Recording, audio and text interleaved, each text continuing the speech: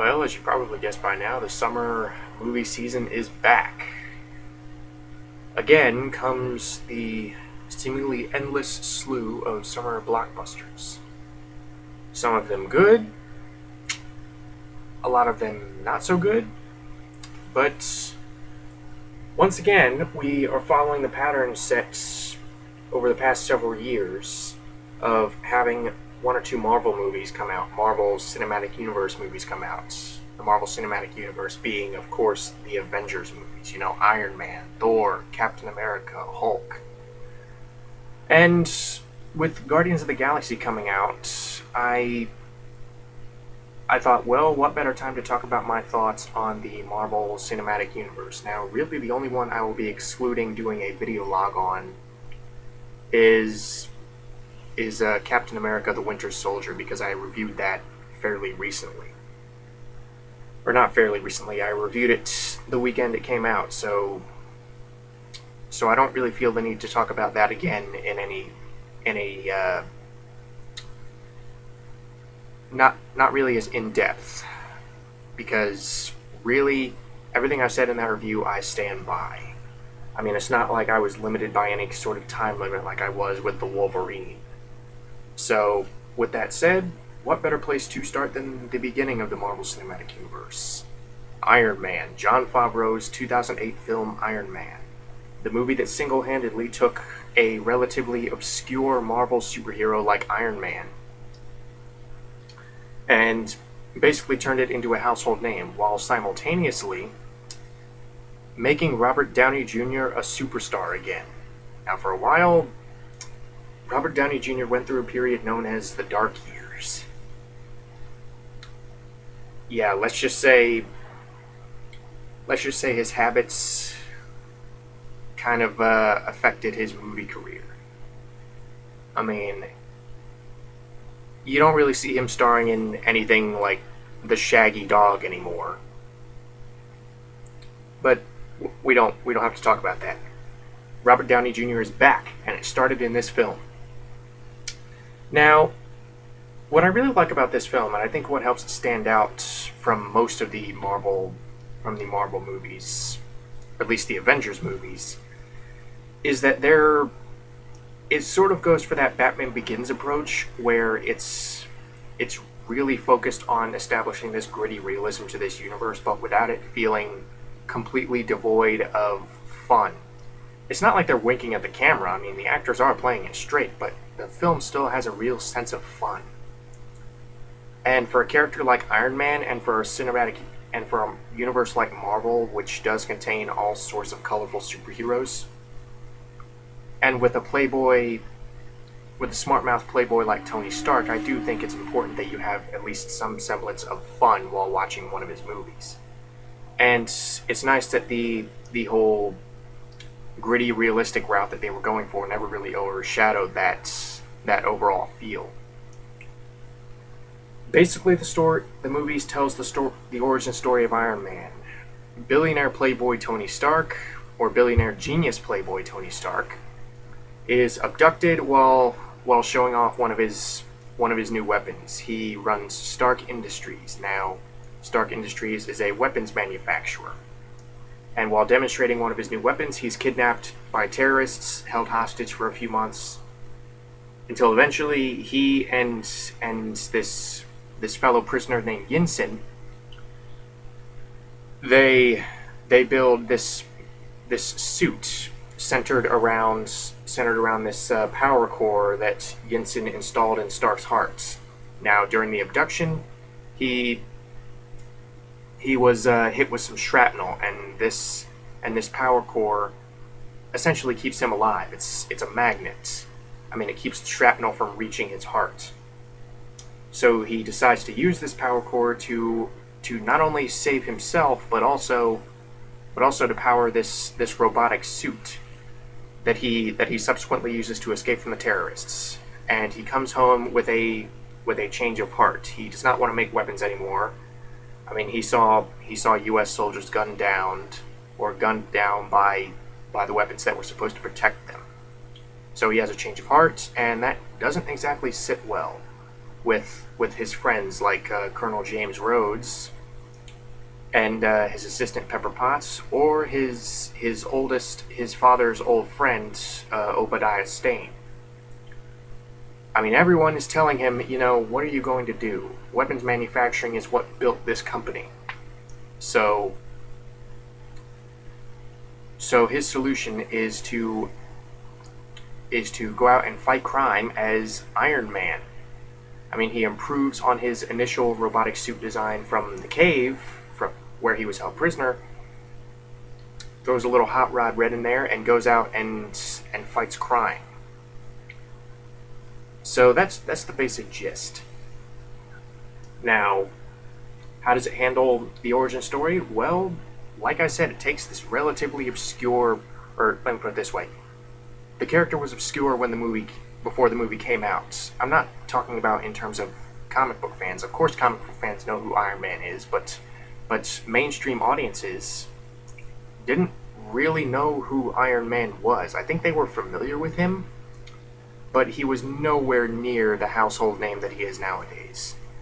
And I think a large part of that has to do with the success of the Iron Man trilogy. Now, first of all, the acting is top-notch. Robert Downey Jr. gives such a charismatic performance, but at the same time, you never doubt that this is a brilliant man. And almost all of his jokes work. He has fantastic comedic timing, and like I said, he just oozes charisma.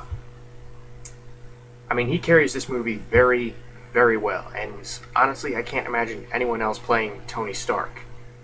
I mean, I know I've said that about other characters like Hugh Jackman as Wolverine, but yeah, Robert Downey Jr., perfect fit for Tony Stark. And it's good to see that he saw a rise in popularity after this movie came out.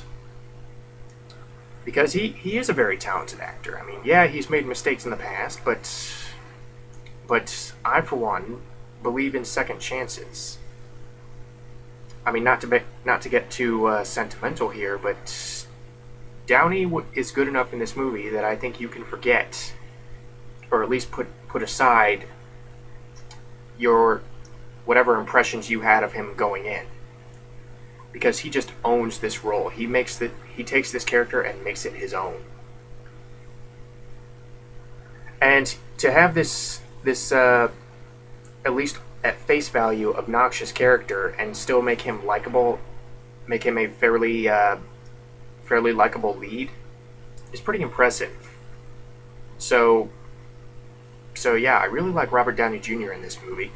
Terrence Howard plays Colonel James Rhodes, who comic book fans, and at this point movie fans, will know eventually dons his own metal suit and becomes War Machine. But he's not War Machine in this movie. He's Colonel James Rhodes, a.k.a. Rhodey. And he's basically Stark's best friend.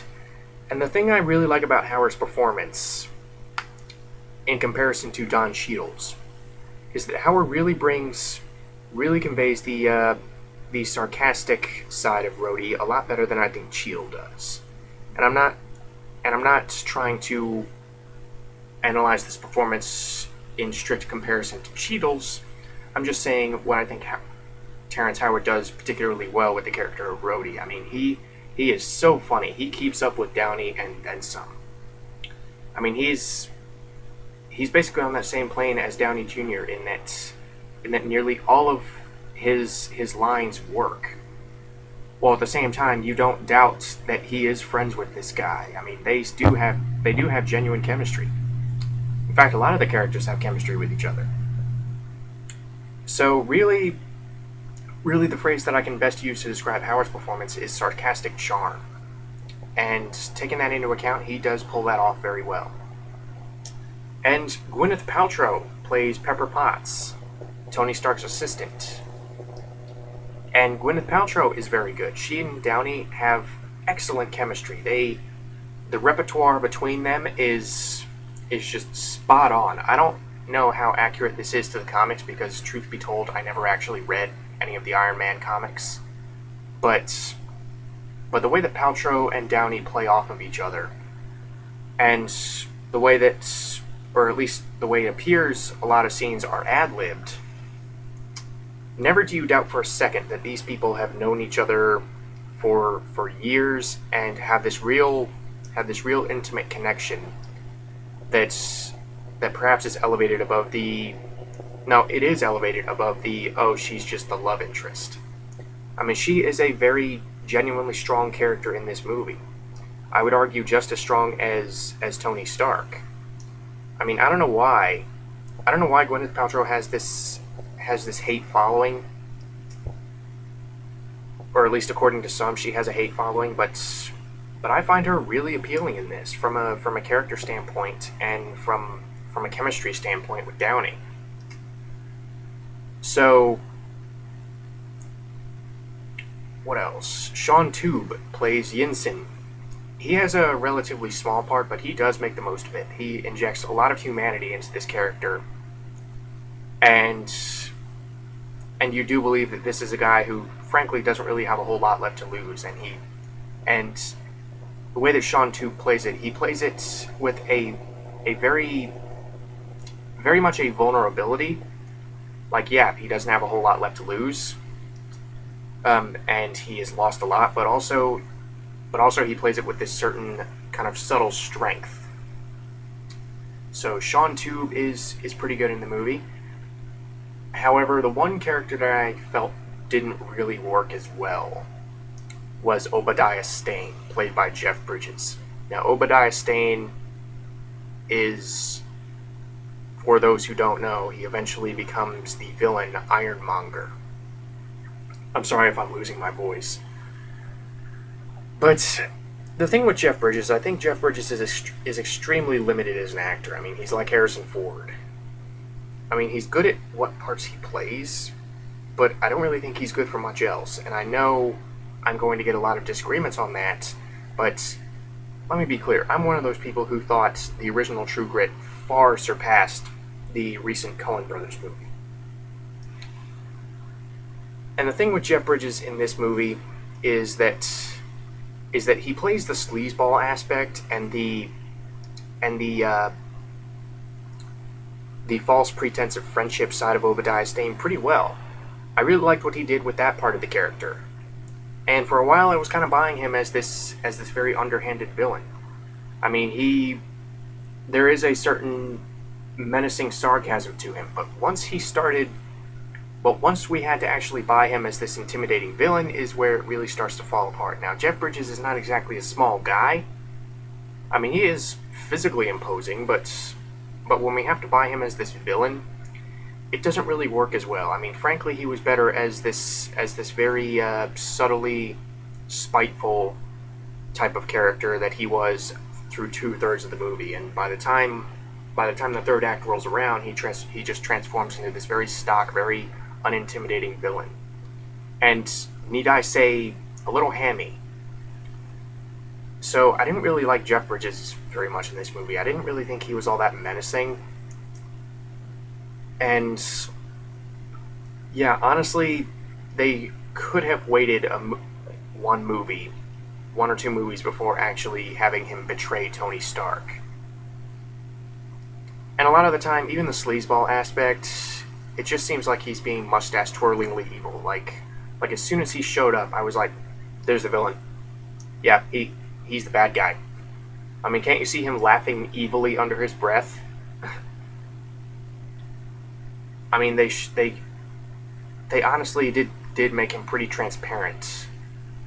And like I said, I was enjoying how he was very sarcastic in his deliveries and like I said, subtly spiteful. But honestly, some of the time they were just, all they had to do was give him a cat to stroke.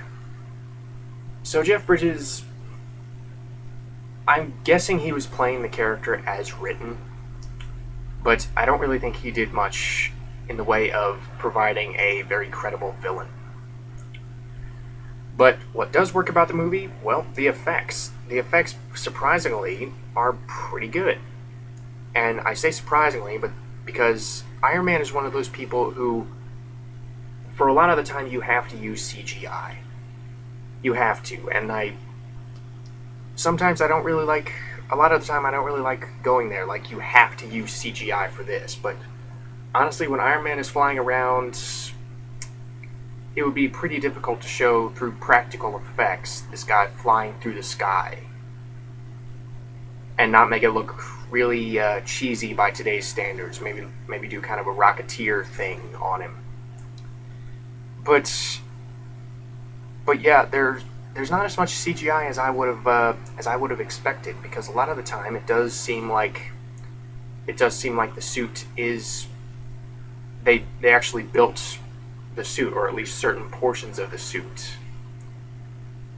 And the fact that it's metal really makes a lot of the transitions more seamless than you would probably expect. So the effects are pretty solid, and the story does flow pretty nicely. I mean, for all of these characters, a lot of these characters have their own scenes. And in lesser hands, this may have felt like a very scattered movie. But Favreau and the screenwriters do just enough to show that all of these characters exist while never really diverging from the central story, which is Tony Stark going through this kind of change of heart and going through his eventual transformation into Iron Man. I mean, it never really deviates from that primary story, at least not all that much. And whenever a character other than Tony Stark gets his or her own scene, it feels appropriate because it does still revolve around the story. And to be able to have that kind of focus does a whole lot to credit Favreau as a director, and the film editors and the film writers. However, where I think the movie really falls apart, at least in comparison to how solid everything else is A, the set design is bland. Now, I'm not talking about... There are two types of sets in this movie. There are two sets in this movie that I found to be okay. One was the terrorist cave where Tony Stark was held prisoner, and the other was Tony Stark's little garage where he builds the Iron Man suit and tests it out. Those sets were fine. All the rest of them, I cannot remember a single one. I cannot remember a single location from this movie. Everything is just so bland and forgettable.